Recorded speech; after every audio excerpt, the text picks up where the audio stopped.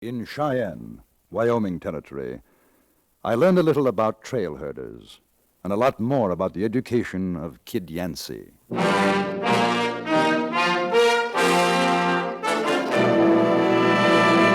Frontier Gentlemen.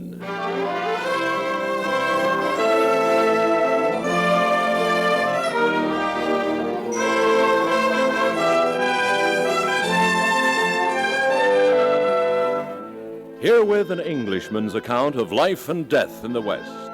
As a reporter for the London Times, he writes his colorful and unusual stories. But as a man with a gun, he lives and becomes a part of the violent years in the new territories.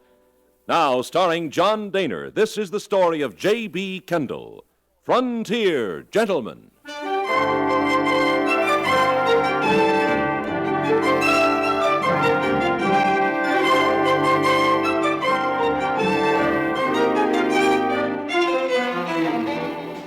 My friend Carrie Chase of the Cheyenne Daily Press had mentioned to me that a herd of Texas cattle was expected in town, and with it its dozen or so trail drivers. They had followed the Texas Trail from San Antonio, across those great plains into Oklahoma Territory, Kansas, Nebraska, fording rivers like the Brazos, the Trinity, Red River, the Washita, Cimarron, Arkansas, Smoky Hill, the South Platte. 2,000 animals traveling 1,000 miles, and 12 men to bring them safely in. The day of their arrival, I was being shaved in a barber shop, one of the several which served the local and transient population of Cheyenne. Suddenly, the mugs and bottles on the barber's shelf began to tremble. The air was shattered with the sound of voices bellowing, shrieking, howling. The hand of Mr. Winters, my barber, began to shake. What is it? Texans. What? Texians. Oh. Well, they ain't started shooting up the place yet. Maybe this time they'll let us alone. No, I guess not. Mister, I'm sorry. I surely am, but I tell you, when those fellas come to town for a blowout, a shooting and a hollering, it boogers the wax right out of me. Do they cause much trouble? Trouble? You see them holes in the ceiling? Yeah? A couple of months back, 3 of them come in here for to get cleaned up. Before they was gone, they drunk up 3 bottles of liniment, emptied out their shooting irons up there. One of them stripped clean naked, poured a dozen bottles of pompadour oil over himself, then got chased down the street by the other 2. I never did get paid for 1 nickel of it. I'd like to have seen that. I'll tell you, half of Cheyenne did. You tell 3 women fainted dead away. I'm just hoping there ain't none of them going to come in here this trip. Well, I should imagine that after a 1,000-mile cattle drive, they're rather inclined to let go. Mister, you ain't seen nothing till you seen a Texas cowpuncher letting go. Right now they'll be up in the saloons heisting a glass or 2, just enough to get the dust out of their throats. Then they'll head for the nearest barber and get the wool cleaned up. After that, the real fun starts. Why, some of them boys has got $200-300 to spend, and it sure don't take 'em long to do it. Then what happens? Day, maybe 2, and they're busted. And they hit the trail for another 6 months' work till they ride back again. That's the way it goes. I tell you, Nick, first I gotta get me a shave. Now, kid, you cut off them straggling feathers of yourn, they ain't never gonna see the light of day again. Let 'em be. Morning, gents. Morning there, Mr. Bob, man. Cool your saddles. Won't be but a few minutes. Yeah, well, now we ain't got too much time, mister. We all gotta be getting up to the whiskey mill. Now, sit down, kid. You ain't going to no whiskey mill. Oh, now look out here, Nick. I told you And I was I told you, boy. Promised your ma I was gonna watch out for you, and I ain't going back on it. Ain't gonna be no whiskey and no women. Yeah, but this here Cheyenne, Nick, why, I heard that I they... don't matter none what you heard. You boys been in town long? Nope. We just rode in. Didn't you all hear us going by? We sure was bellowing fine and loud, man. You Texas boys? We sure are. Now, there ain't gonna be no trouble in here. Shoot, mister, we don't aim make no trouble. Kid and me, we just figured to prettify ourselves. Why, sure. Are you the gentleman who brought in that herd from San Antonio? Us and the other boys, yes, sir. Well, I wonder if I can talk to you about that. Talk? Ain't nothing much to talk about, mister. We just rub 'em up same as we always do, that's all. I'm a newspaper man. I'd like to buy you a drink. Get some material for a story on trail herding. Hey, now, that's a mighty fine idea, ain't it, Nick? And not for you, it ain't, kid. Oh, man, I swear, one of these days I'm just gonna cut out your lights if you don't quit riding the line on me. There you are, mister. That's fine. Thanks very much. Oh, thank you. Next. Yeah, I want a real artistic scrape and a proper curry. Kid don't need no shave, just pluck the wool off him. Yes, sir. My name is J.B. Kendall. Howdy. Nick Calamity. That the yearling's Kid Yancey. Howdy, Kendall. Ain't got a bottle on you, have you, pard? No, I'm afraid not. Listen, kid, while you're getting fixed up, I'll waltz on over to the store and get me some tobacco. Sure. All right, Nick. You don't go flagging your kite out of here the minute I'm gone, 'cause I got your dinero. You ain't gonna get far in this man's town without it. I ain't going nowhere, Nick. All right. Want to come with me, Kendall?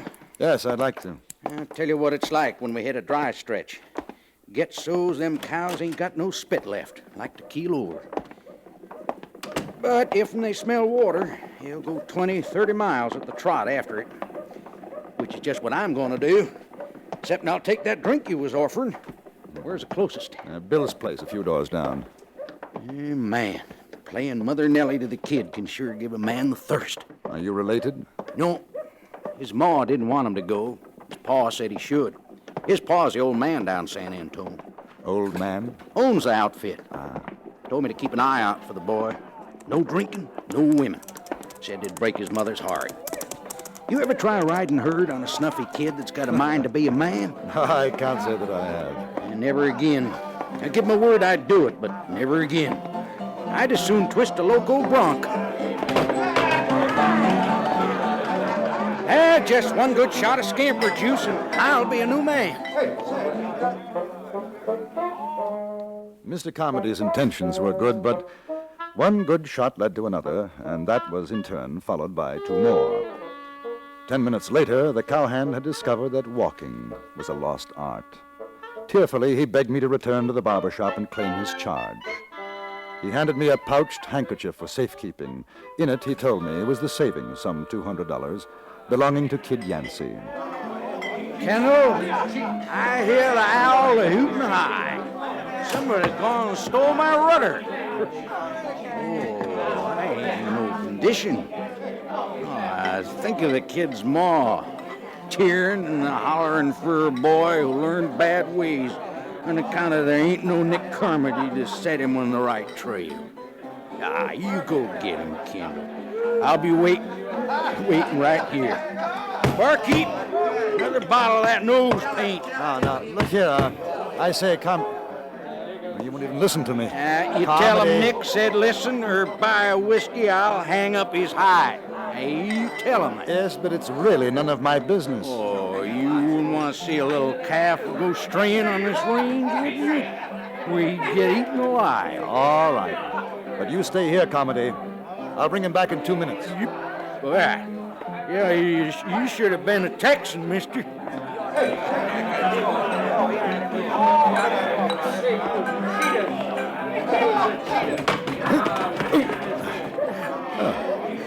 Well, hi. I beg your pardon.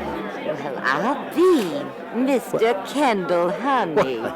Of course, you're Millie. That's right, up in Helena. Big Sam's friend. His used-to-be friend. Oh? Yeah, after what happened between you and him and the judge putting him in the hoosegow, he ain't got no friend no more. He, lost all his money, too. He's not here in Cheyenne. I'll say he ain't. Last I heard, he was mule skinning for an outfit in Utah. Oh, I swear you sure ain't changed a bit, Mr. Kendall, baby. What are you doing in these parts? Oh, still writing. And you, Millie? Oh, well, I got me a job. I kind of work here in Bill's place. Ah, I see. Yes, that's... Oh, good Lord, I forgot. There's a young fellow in the barber shop. I've got to bring him back. Oh, gee, well, it's sure swell seeing you again, Mr. Kendall. And you, Millie? I sure never did think I'd see you again, Mr. Kendall. Millie, I hope you won't think I'm being rude, but... Oh, honey, I'd never think you was rude. Now, let you and me go round up that kid. Then you come back and buy me a drink, and we'll talk about old times. Oh, it's them Texas boys. They sure do love to shoot off them things. Just like big, bad... I'm gonna get the law down on you. I'm the toughest, wildest killer in the West. Now stop when it. When I'm hungry, I bites off the noses of live Comanches. I can... Hey, howdy, Mr. Kendall. Whoa. Hey. Howdy, ma'am. Your friend is waiting for you at the saloon. Just look at all he's done. Shooting up my place. I told you, mister. I told you what they was like. I was just doing some target practice is all. I've got your money here, kid. You better pay for the damage. Sure. How much, mister? Well, I figure $5 ought to cover it. Here. How much obliged for the wool clipping, mister? Oh, yeah. Say, ain't you going to introduce me to your friend there, Mr. Kendall? Oh, yes. Millie, this is the kid, Mr. Yancey. Howdy, Mill. What do you say, kid? Well, I heard tell they got some mighty pretty fellas in the north, but I never did reckon on finding anything like you. You ain't got a lot of years in you, kid, but you sure learned how to use them talking to a woman. You better give me that money to hold for you, kid. I'll give it back to Calamity. Oh, there's $200 in there. I ain't to have myself a time with it. $200, my. That's a heap of money. Yes, ma'am. A fellow ought to be able to have a heap of fun with it. Why don't you wait out here? Millie and I'll bring Calamity out. Heck no, we're all going in. I'll be obliged if y'all take my arm, Miss Millie. Ma'am. Why, kid, honey, I'd be honored.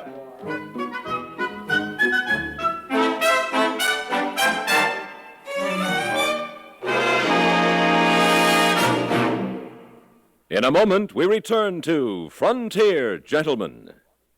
These are stimulating days in America's history, days when our problems arise from positive and dynamic factors, offering opportunities for still more positive and dynamic growth in their solution.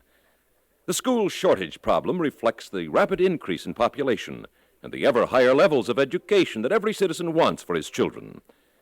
Crowded highways reflect the fact that Americans in general buy more cars, travel widely, and enjoy more leisure. Shortages in housing, in industry, and hospitals reflect our rising standard of living. Great changes bring new needs. New needs create endless new opportunities for work, production, and investment. Opportunities that are open to practically every person in America today. To find out how they may apply to you, get a free booklet full of the facts about our expanding economy. Write to Box 1776, Grand Central Station, New York 17, New York, for the booklet called Your Great Future in a Growing America. That's Box 1776, Grand Central Station, New York 17, New York. And now, we return you to the Antony Ellis production of Frontier Gentlemen.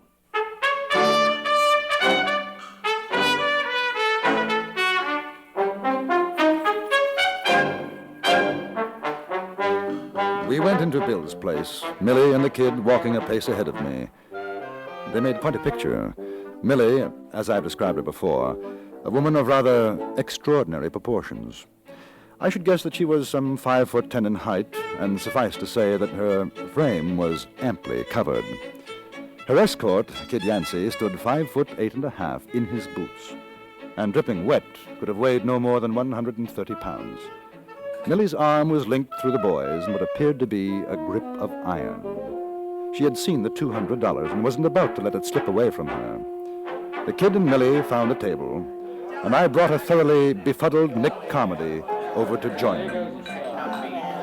Here's to Texas. If your mother could see you now, kid. Here's to Texas.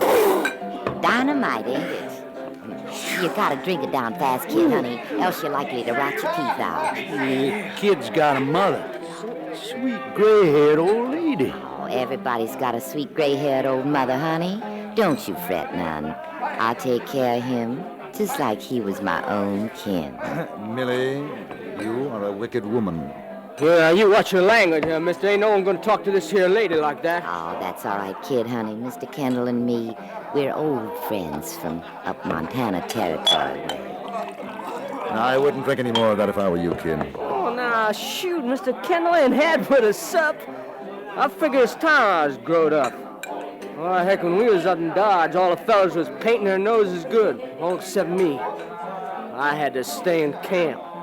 Same thing every place we went. Well, I reckon things is gonna be different now. Ain't that so, ma'am? Oh, it sure is. You're a big boy now, kid. I broke my swear to his poor old ma. He drinking and he carrying on with women. Oh, now, ain't your fault, Nick. Hey, you know what? I'm hungry. You all hungry, ma'am? Well, now you mention it, I don't recollect having had nothing to eat yet this morning. Hey, they got any grub in this place? Why, sure, honey. You tell little Millie what she wants. She'll get it for you. Eggs. How about $20 worth of eggs? How about that, Nick? Sweet old mother crying her eyes out. You, Mr. Kendall? I don't think so, thank you. I'll tell the cook, honey boy. Well, now, ma'am, that's mighty kind of you. Oh, I'm coming with you. I sure admire to tell the cook how I like my eggs. Why, sure, kid. Don't go away, Mr. Kendall. We'll be right back. Oh, Miss Miller, you sure got the most beautiful eyes I ever seen. All right, kid, you're gonna Comedy. Nick, wake up. Hey, sweet little old gray mother hair. Wake up.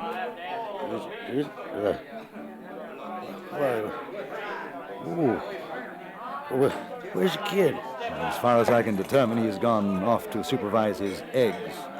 Eggs? What's he doing with eggs? Eating them, I should imagine. Oh, I'm a goner. 6 years. 6 years I've been working for old man Yancey. Now I let his only kid go the way of sin. Whiskey and women. Oh, I'm going to Kendall. Might as well start looking for a new spread. Yancey won't take me back for sure when he finds out. Hey, Nick. That's Devlin. I guess this is the last round. That's trail boss. Where's the kid, Nick? Oh, he went to get some grub. Thought you had orders to stick close by him. You been drinking? Me? Oh, shucks, Dad. Oh, say, this here's Mr. Kendall. He's a newspaper man. Yeah, howdy. Mr. Devlin? Are you sure the kid's all right, Nick? Oh, sure, I'm sure. Why shouldn't he be? He's just going to fix himself some eggs. Well, you watch him, Nick. Because if anything happens, you'll be putting your saddle in the wagon. Oh, I know it, Dad. I surely do know it. So don't you worry. Ain't nothing going to happen to that little boy. No, sir. As to what did happen to that boy, I must take the word of Millie. In effect, the following events took place. First of all, Kid Yancey and Millie left Bill's place through the kitchen exit. The kid evidently found that a chaperone was something that he could well dispense with. On their way to the Silver Dollar, he stopped at a street corner and became enthralled with a 3-card Monte thrower. A small crowd was gathered around watching this expert card sharp. Here you are. The ace of diamonds is the winning card. Here it is. Follow it, gentlemen and lady. Follow it with your eyes as I shuffle. Here it is. And here. And now here. And now here. And now where? The game is simple. You win if you point it out the first try. You lose if you can't. Here it is. Simple. Watch it again. The ace of diamonds is the winning card. Hey, did you see that, Mel? Oh, come on, honey boy. You don't want to play that It ain't on the level, just a sucker. No, it ain't. I saw the ace. I could have picked it right on. I can think of better ways to spend your money. Well, sure, but there's plenty of Come them. on, why don't we go down to the Silver Dollar, kid, baby? I bet you ain't never drunk champagne, have you? No, I ain't to before I'm through and shine. Oh, let's go, honey. He ain't nothing but a shark. All right, in a minute. I gotta watch this fella. Oh, you're gonna make me real unhappy. $20. I'll bet you $20, huh? I'll bet you. Ah, here's a man with guts. Yes, sir. Pull her up. Put it up. All right, now, the ace of diamonds. Here it is. And here, and here, and here. Now, where is it? Right there. Sorry, my friend. It's... Sure, that's it. Sure it is. Now, I reckon you pay me $20, huh, mister? Yeah, that's right, boy. 20. Maybe you'd like to try it again for, say, 50? Sure, ain't nothing to it. Aw, kid, I bet your ma don't like you gambling. You come along with me now. Yeah, 50 it is. Find the ace. The ace. Here it is, and here, and here, and here, and here. Now, where is it? There, I swear. There. Ha! He got it. What I tell you? Shucks, this ain't no more than shooting the head off a chicken with a scattergun. Hey, you want to play some more, mister? There's another 50 you owe me. They played some more, and when it was over, the card sharp packed up his table and stole away, poorer by some $300. The kid explained to Millie that he had played the game in Texas when he was 6 years old, and that he always won. It was as simple as that. I didn't see Kid Yancey again for 3 days, and that was for only a few minutes before Nick Calamity and the other men of the trail outfit were about to set off once again for Texas. The kid rode up on his cowpony, looking very tall in the saddle. By his side walked Millie, a very thoughtful, subdued Millie. The trail boss, Devlin, and Nick exchanged a relieved glance. Hey, kid, I thought we was going to be leaving you in Cheyenne. Not me, Nick. I gotta get back to Mom and Pa. Hey, how are you, Mr. Kendall? Real nice of you to come and see us off. Not at all, kid. We were worried about you. Why, shoot, there wasn't nothing to worry about. Was there, Mill? No, there weren't nothing. Well, kid, let's roll the cotton. Come on, boys. Goodbye, Nick.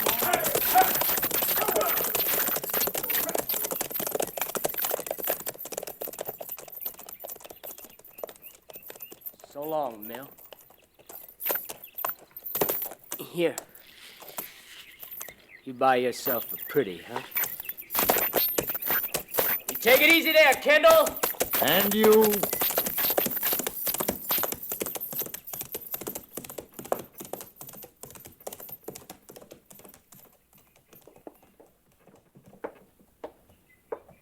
$100. He give me $100. I'm amazed he had anything left. Oh, he had plenty left, Mr. Kendall. You come buy me a drink. I'll tell you all about it.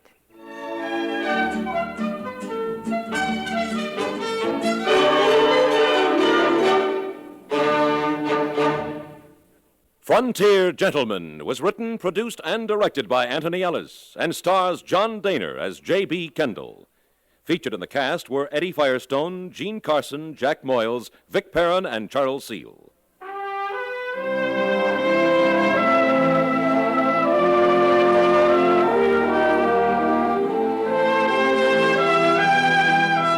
Join us again next week for another report from the Frontier Gentleman. Bud Sewell speaking.